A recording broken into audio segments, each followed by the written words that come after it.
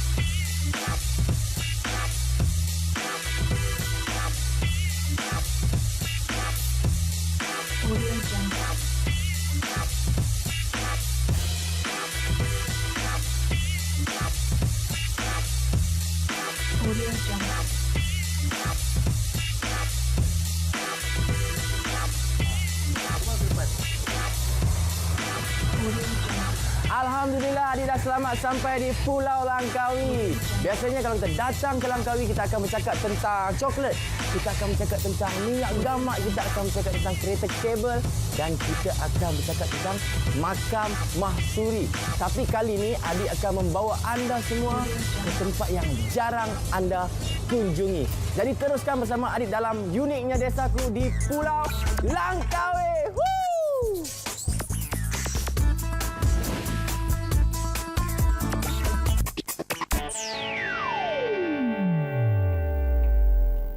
Terletak di tepi jalan Kampung Ulu Melaka, Akuat yang dimiliki oleh seorang pengukir telah mencipta nama di persada perhotelan kerana ukiran kayu yang berkonsepkan ombak.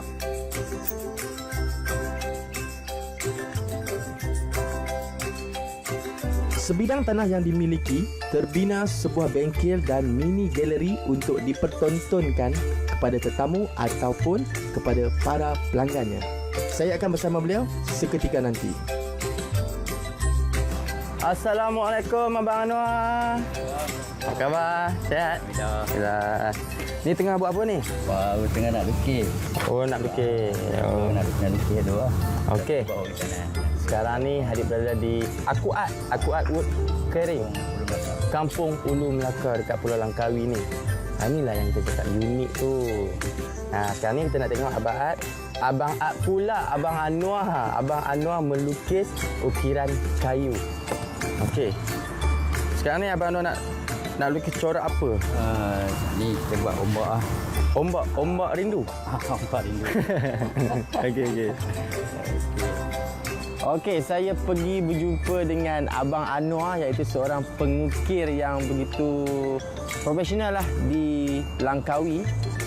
Beliau belajar mengukir ni di sebuah kolej lah di Indonesia, dan apabila pulang ke Langkawi beliau mengadaptasikan kepada ukiran kayu.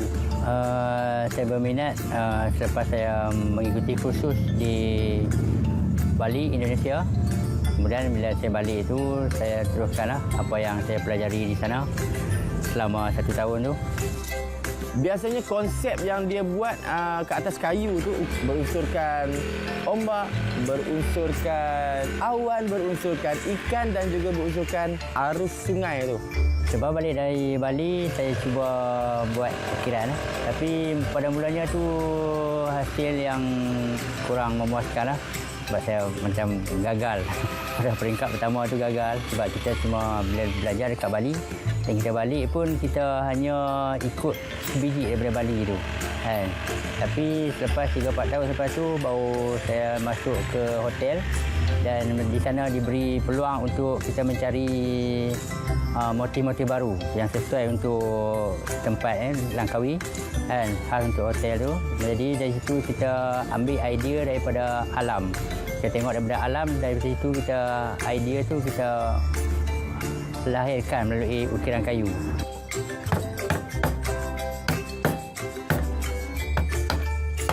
Setelah 3 jam adik menemani Abang Anwar membuat ukiran kayu.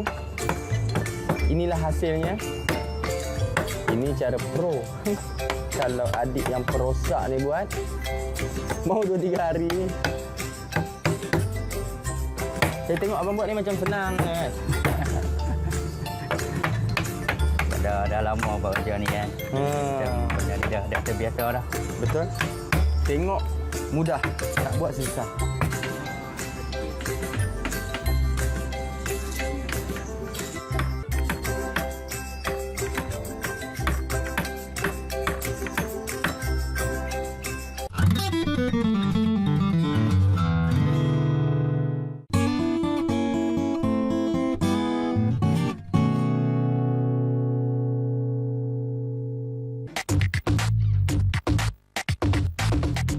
Sementara Abang Anwar meneruskan tugas ukiran ombak beliau, adik dan beberapa orang rakan perjuangan dalam Sepak Raga 7 ni meneruskan aktiviti riadah kami untuk mendapatkan kesegaran kesihatan tubuh badan. Untuk pengetahuan anda, Sepak Raga 7 ini memerlukan kecekapan dan kepantasan kaki. Agak bahayalah bagi yang baru bermula, namun setiap latihan itu pasti menghasilkan kejayaan dan sukan ini sudah pun popular di seluruh negara. Sementara di sini, Adib juga mempelajari sesuatu. Okey, setelah 3 hari, saya datang balik ke sini untuk melihat hasilnya. Ni selepas kita dah sapu. Ni cuma kita nak last finishing, kita nak letakkan tingkat akhir lah, tingkat akhir. Ni sebenarnya ni untuk ni sandpaper dia lah yang sandpaper. Dan lepas tu kita letakkan kiwi kasut lah. Kiwi kasut untuk nak menampakkan color antik. Kiwi kasut tu? Ya. Okey, macam yang abang tengah berbual ni memang dia peringkat yang terakhir lah. Kira kalau kita make up ni, touch up lah dia yang last kali tu. Nak berbual bedak-bedak sikit. Touch up. Baru nampak lawa lah. Kira lepas pada kita sapu ni, kita kena biarkan dia sekejap ke macam mana? Dalam 15 minit. Dia kering sikit, lepas tu gosok dengan kain je lah. Kira lepas tu dah siap? Siap. Dah boleh dipamerkan untuk tontonan orang ramai.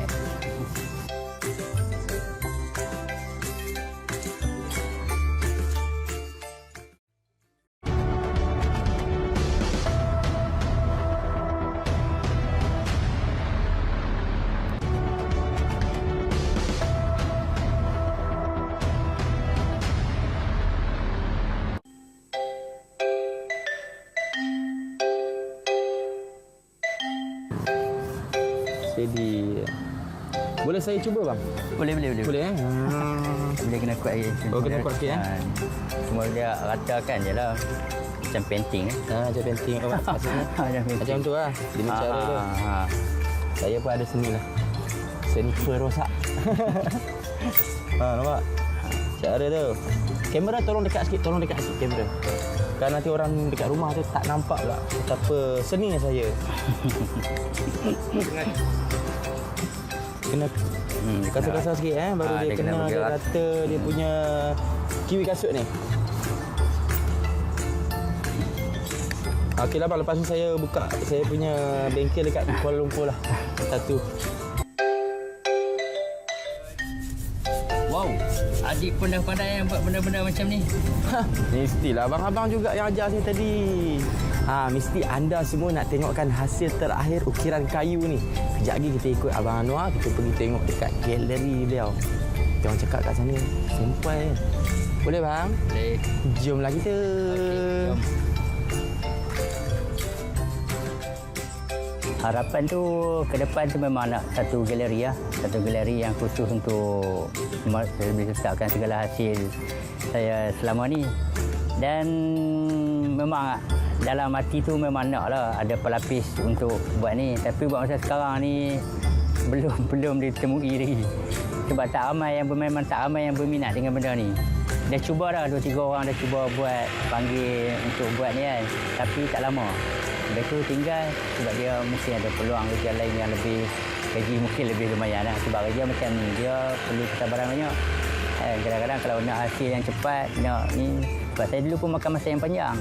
Kalau tengok daripada ukiran saya yang kata 10 tahun lepas lah. Bermakna kita tengok balik macam dengan dia tak semacam hari ni lah. Dulu mungkin kita nampak macam dia macam kalau motif pun nampak macam kekok sikit kan. Kalau ikan pun kekok sikit. Dia nak dapatkan kelembutan dalam hasil ukiran tu, dia memerlukan masa untuk kita mendapatkan ni. Kebanyakan produk saya jual dekat Komplek Craft Langkawi dekat Jalan Teluk U. Kerana dekat itu saya ada sewa satu ruang niaga kat itu. Segala hasil produk saya kat itu lah. Tapi ada juga produk saya yang saya hantar ke Tanjuru, Hotel Tanjuru. Dia jual dekat shop dia. And lepas tu dekat galeri produk yang Lada punya. Lepas tu untuk yang ke depan ni saya dapat ruang untuk letak barang-barang saya ni dekat satu hotel yang baru buka, St. Regis. Inilah tadi hasilnya yang adik cakap, hasil yang terakhir tu. Korang tengok sendiri betapa cantiknya ukiran kayu ni setelah kita sapu dengan apa tadi bang? Kiwi kasut. Tengok. Mantap baik dia punya hasil. Ini kalau letak dekat rumah, biasanya kalau jadi macam ni kita letak dekat rumah lah kan. Dekat dinding, kita letak kat dinding tu. Dia okey bang, macam ni. Berapa harga dia bang? Ni dalam RM1,200. Memang berbaloi kalau kita beli sebab ukiran dia sangat cantik, sangat halus, sangat teliti orangnya yang buat ni. Sebab ombak ni dia satu seni yang bila kita gambarkan benda tu dia akan nampak sesuatu yang menenangkan. Sebab ramai orang yang ke pantai apa semua semata-mata untuk melihat ombak tu. Jadi di sini kita buatkan ukiran yang berbentuk ombak. Jadi bila ukiran ni sebenarnya kayu ni dia motif yang saya buat tu dia sebagai hiasan dinding. Dia seolah-olah painting. Yang kita boleh letak dekat mana ruang yang kita sesuai nak letak, kita boleh letak kat situ. Dan kita boleh tengok ombak tu dekat situ kan. Saya buat untuk ni kan, daripada alam-alam, semua alam kan. Macam air daripada ombak, pusaran daripada air itu sendiri, daripada kelihatan daripada atas tu macam mana arus dia berjalan kan. Okeylah Abang Anwar, kita pun dah sampai di penghujungnya. Terima kasih banyak-banyak kerana sudi memberi tunjuk ajar kepada adik dan memberi info-info yang bermanfaat untuk adik dan juga penonton dekat rumah tu. Dia orang pun dah excited dah bila cakap dah ukiran kayu ni kan. Jadi semoga kita berjumpa lagi. Terima kasih banyak adik, memohon ampun dan maaf lah jika sepanjang adik di sini adik ada tersalah cakap ke apa-apa. Okey, jom. Okey.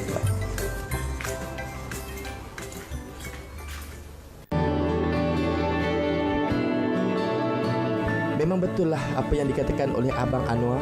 Melihat saja ombak, satu ketenangan dapat dirasai.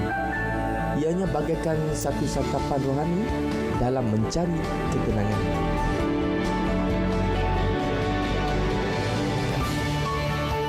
Namun, di satu sudut desa, ada satu lagi keunikan insan dapat adik ketemukan.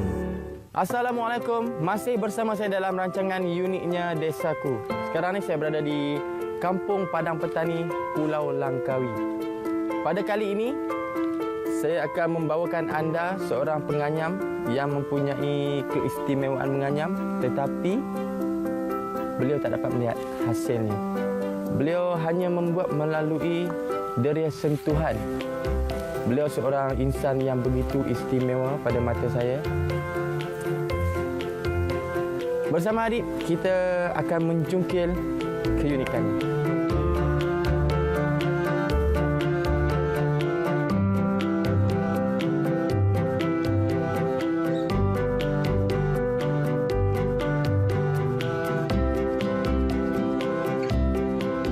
Omar bin Ali bersama pasangannya Ida Syafiza dijodohkan dalam keadaan kedua-duanya dalam golongan orang-orang istimewa. Mereka memiliki dua cahaya mata, seorang lelaki dan seorang lagi Hani, si comel ni. Kak Ida mengambil upah membuat refleksologi dan urutan badan. Manakala Abang Omar selain mengurut, tugas sepenuhnya adalah menganyam. terpegun adik melihat kebolehan beliau. Keistimewaannya seolah-olah satu anugerah yang luar biasa dan unik.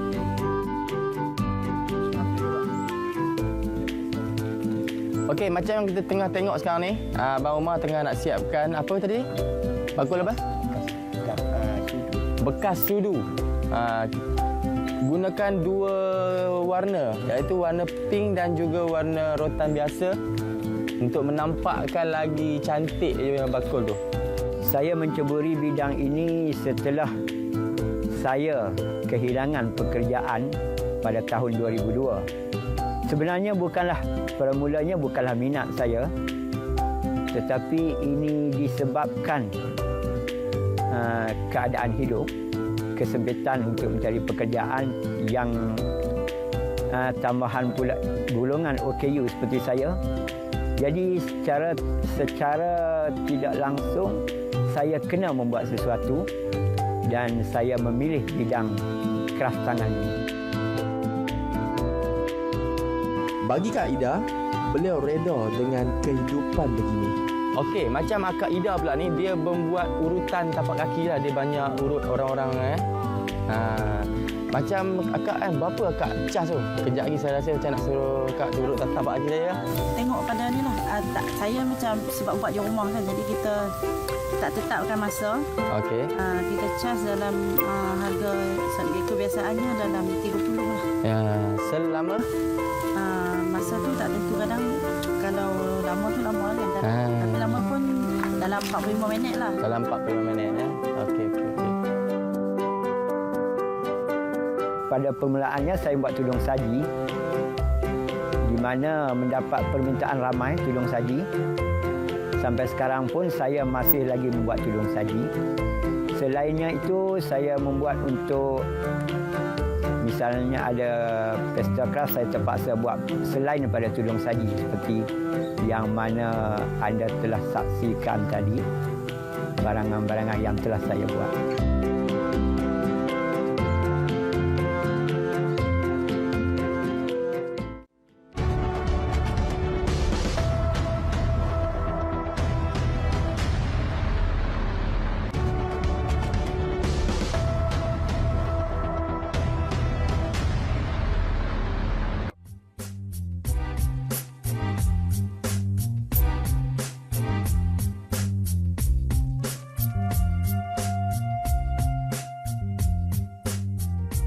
Dengar cerita Kak Ida boleh mendial ataupun menyambut panggilan orang. Macam mana cara tu? Boleh tak akak tunjukkan sikit dekat penonton dekat rumah? Call nombor adik lah senang. 505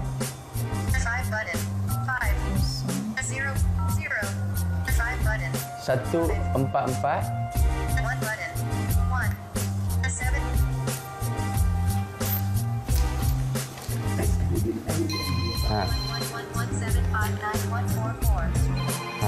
nampak tak? Oh, dia cakap sekali je. Dia bila kita call, dia akan bagi tahu kita punya number sekali je. Contoh macam ni, 01999999 berapa? Itu je lah dia. Dengar. Itu miss call. Kalau kita save, contohlah Kak Ida save nama tu Adik, dia akan cakap Adik.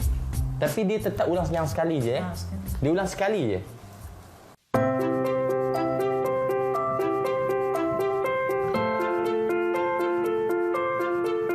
Segala panca indera yang kita miliki, nilainya terlalu amat tinggi.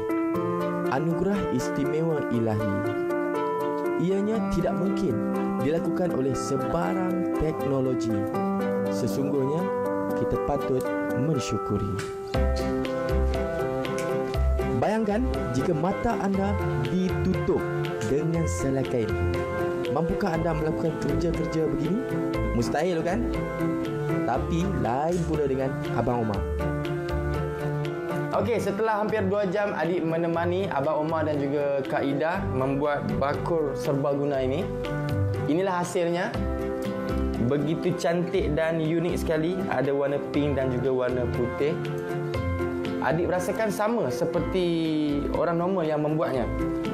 Mungkin disebabkan kesenian dan keikhlasan Abang Omar dalam pembuatan bakul ini. Okey, ini adalah di antara hasil produk buatan tangan Abang Omar kita. Ada yang ada dekat sini di antaranya tudung saji.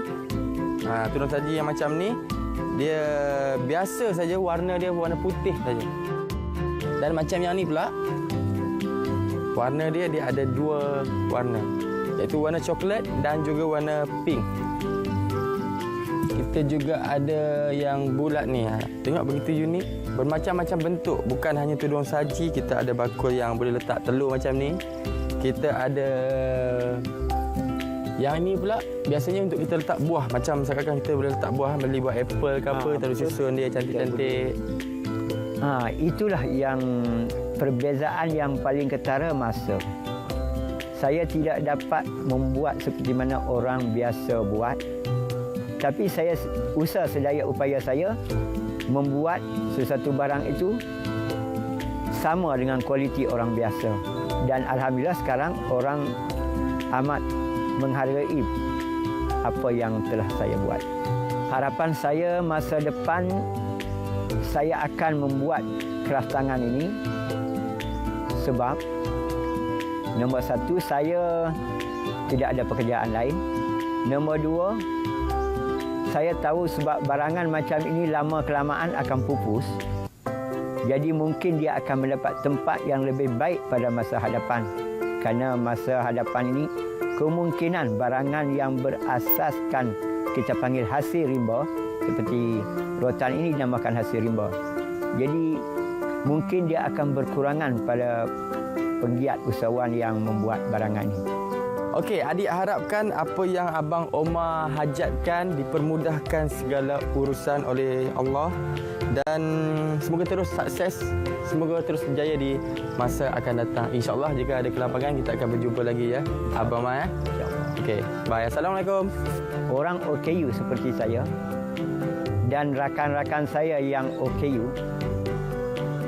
saya mengharapkan walaupun kita orang OKU tetapi kita janganlah menyerah kalah. Kita mesti buat sesuatu walaupun orang yang biasa lebih pantas dari kita, tapi kita buat sesuatu tu sama dengan orang biasa. Walaupun kita orang berlari, kita berjalan. Orang berjalan kita merangkak, tetapi kita membuat sesuatu itu, kita matlamat kita capai sama dengan orang biasa.